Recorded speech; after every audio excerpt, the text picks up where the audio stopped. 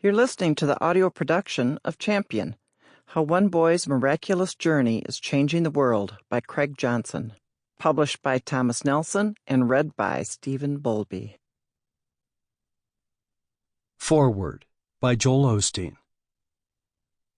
All of us like certainty and the ability to predict what's coming next.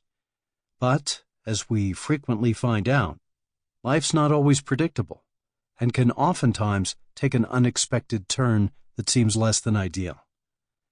When this happens, it is easy to lose hope, to focus on what went wrong, and to feel that the wonderful future we designed for ourselves is lost.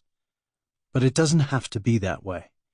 If we remain in faith, knowing that God is in control, we can embrace a new plan, His plan, one that will not only help us to overcome a painful experience, but one that will lead us to a different and greater purpose.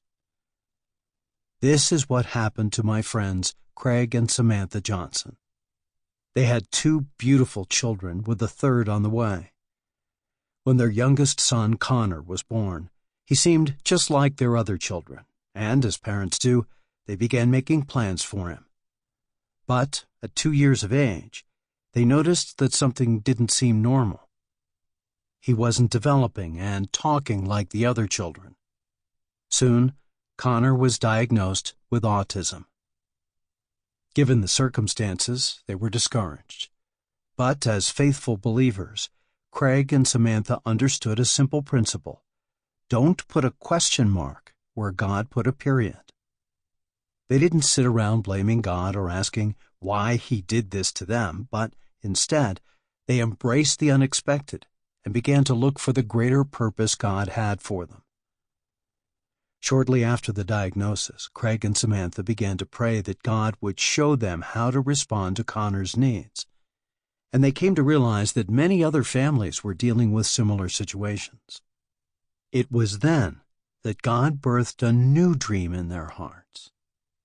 I remember the day Craig came to me and said that there should be a place for special needs children at our church, a place where parents could entrust their special needs children to trained individuals so that they could worship in peace, knowing that their children were being cared for.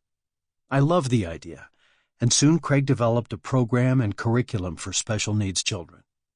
We recognized that God was birthing something new in Craig and Samantha, something that would affect the lives of countless other families.